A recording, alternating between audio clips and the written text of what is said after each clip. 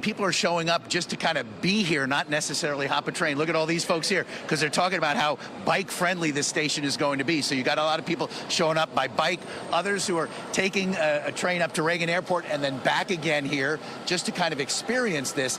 This is a yellow and blue line station between Braddock Road and Reagan National Airport, the 98th in the system, 25 years in the making. I want to show you some video. We were down on the platform.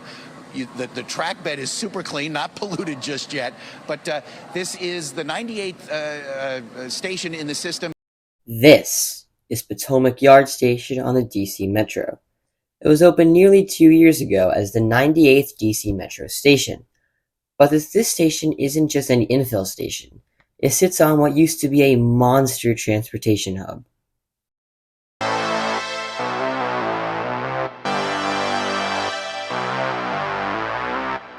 Way back in 1830, the Alexandria Canal was chartered to connect the Port of Alexandria to the end of the Chesapeake and Ohio Canal.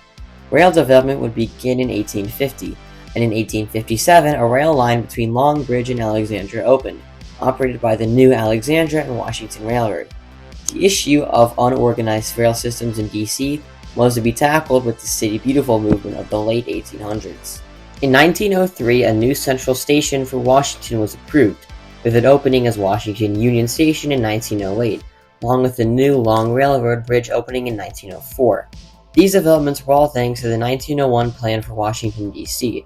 In accordance with this plan, the Southern, Pennsylvania, Chesapeake and Ohio, Baltimore and Ohio, Atlantic Coastline and Seaboard Airline Railroads created the Richmond-Washington Company. The purpose of this company was to manage traffic, as the Richmond-Washington Company would control the Richmond, Fredericksburg and Potomac Railroad, aka the RFMP, along with overseeing Alexandria Union Station, and a new rail yard opening on October 15th of 1906, Potomac Yard.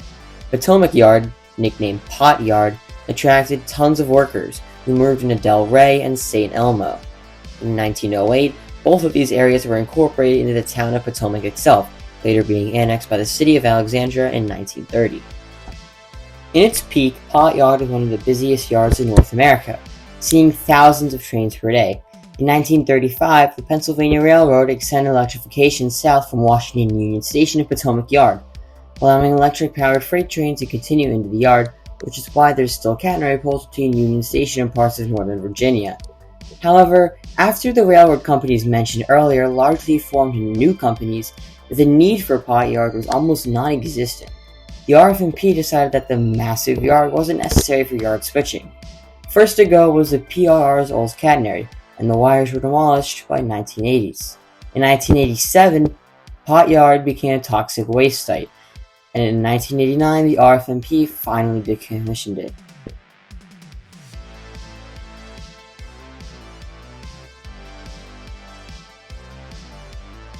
Now Alexandria decided to do the smart thing and develop the hell out of the giant crater left in place of Pot Yard. This development began in the late 90s, with plans to put a DC Metro station between Reagan Airport and Braddock Road stations on the yellow and blue lines. In June of 2008, the Alexandria Planning Commission approved high-density projects at a town center close to the proposed station site. The first official meeting took place in February of 2009. In December of 2010, the City Council unanimously approved a funding package for the new station. In order to fund the $240 million station project, a new special district tax will be put in place for 20 cents. Another tax was planned for the Potomac Greens neighborhood, and residents would have been taxed 10 cents per $100 of property value, which would have generated $185,000 a year. However, city officials removed Potomac Greens from the tax district in 2011.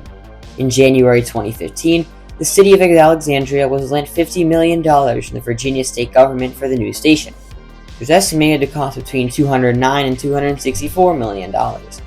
In July 2016, a further $66 million was approved for the station by the Northern Virginia Transportation Authority.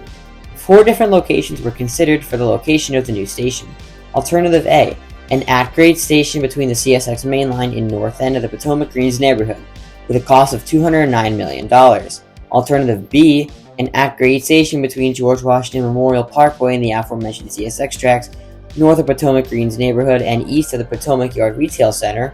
Alternative C, an at-grade station on the site of a Regal Cinema with a cost of $351 million, and Alternative D, an elevated station west of the CSX line near the retail center with a cost of $493 million. In the end, Alternative B was recommended due to it containing the most density around the station site, and in May 2015, Alternative B won the vote.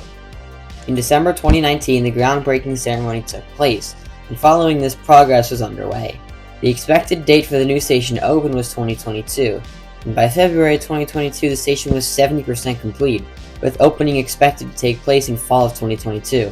However, by December of 2022, the station was 90% complete, and the new opening was expected to be May of 2023.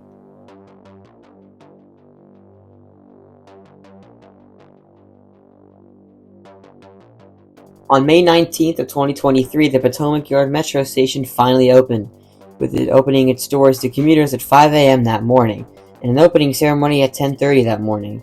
It and Noma Gallaudet University Station are the only two infill stations on the Washington Metro.